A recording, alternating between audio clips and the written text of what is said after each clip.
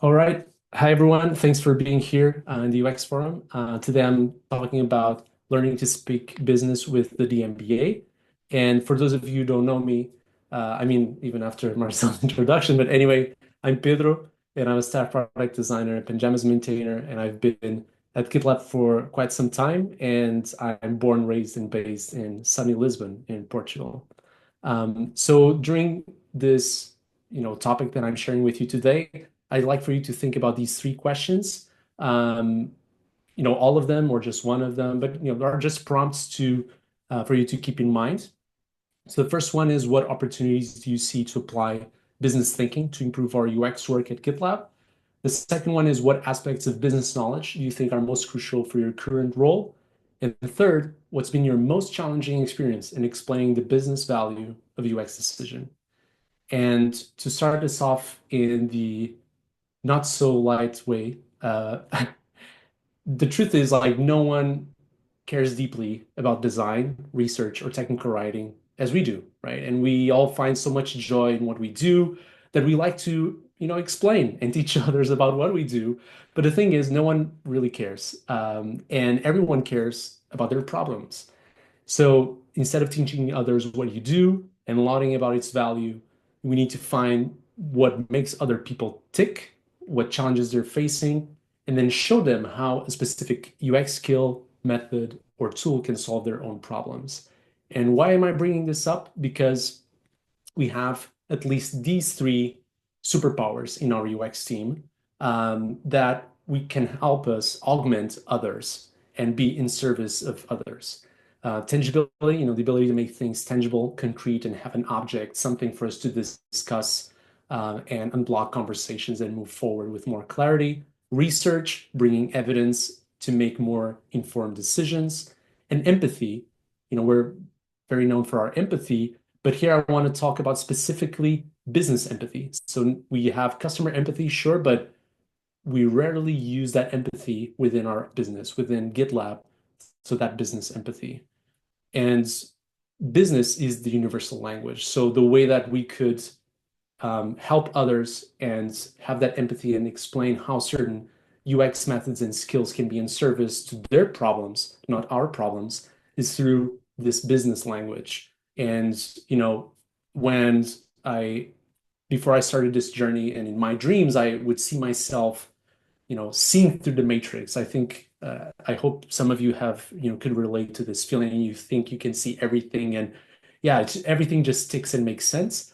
But actually, this was me before, the d.MBA, and I could barely count. And, all of those acronyms, COGS, OPEX, all of these numbers, looking at revenue reports, it was just crazy. I couldn't make any sense of it. So I attended the d.MBA, which is it's called like Design MBA, and it's basically a 6-week online course that teaches business fundamentals to designers. And I just wrapped it up a couple of weeks ago. It was incredible, a really transformative experience on all levels. And I'll get to, the content itself and, the mentors, and that was already incredible. And I was expecting that to be incredible. But I want to share two things in particular that exceeded my expectations and I really wasn't expecting. So one of them was the format. It was just so thoughtfully designed. You can see here the schedule for the week, and this repeated for 6 weeks. We had one module each week, so 6 modules in total. And we had the group calls were really well prepared. The assignments were just demanding enough. And then finally, on Monday and Tuesday, as you can see there on the right side, we have a reflection call and then a personal reflection. And these reflection moments close the learning loop of everything that we learned in that week for that module. And that made the whole difference. And that was super simple, but just very thoughtfully designed. And then, of course, just the cohort was world class, very diverse. And I got the chance to talk and see the work both from VPs of design to freelancers to design entrepreneurs to in-house product. It was just incredible and just very motivating. And now to the point, like the meat, the juice of it, what I actually learned. many things, and I could go on and on about them, but I just going through them very quickly.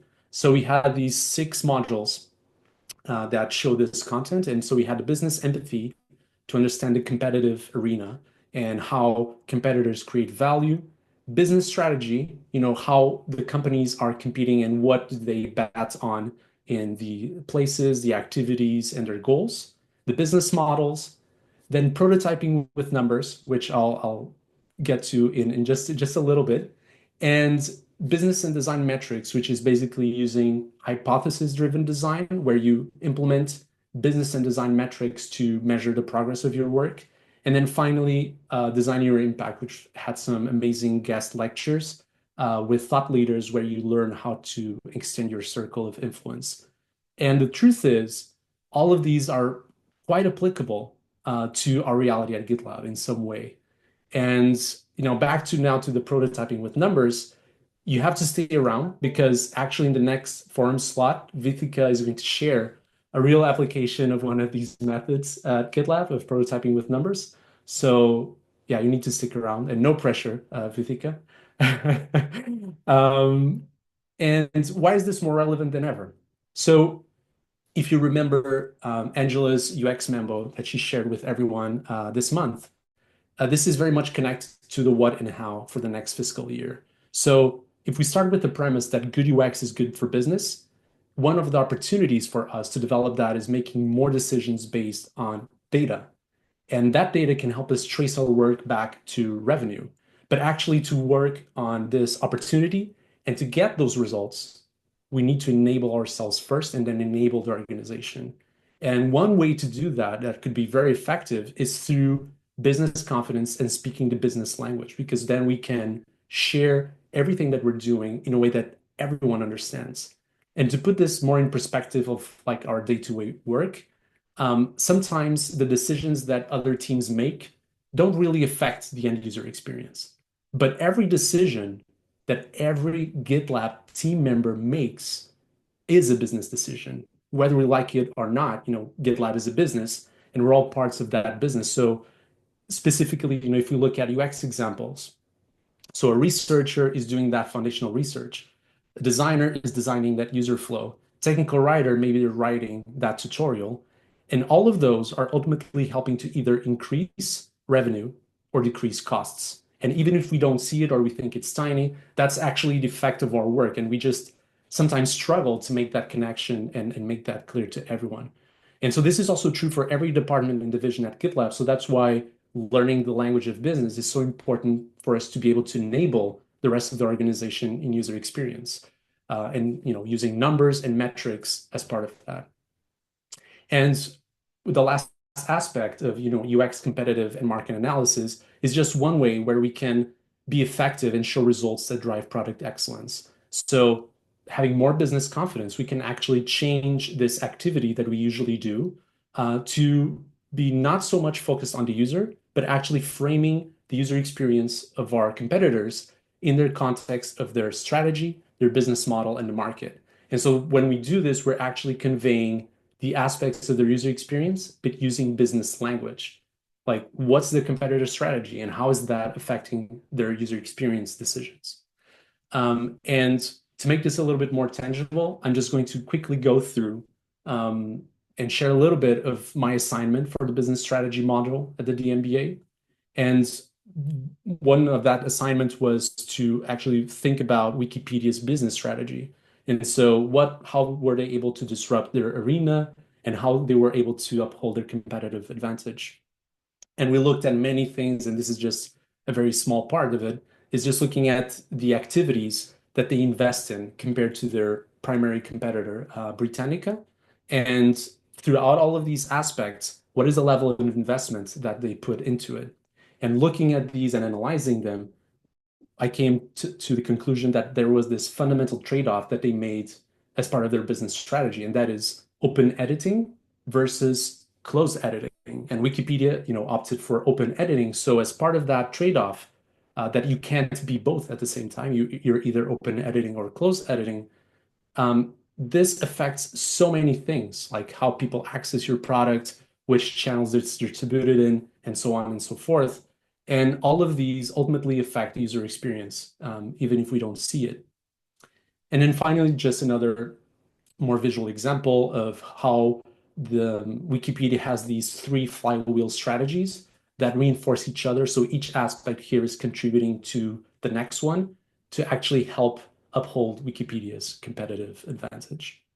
And this was just like a very, very quick, example of that business strategy. So now what? Shared all of this, what can we do with it?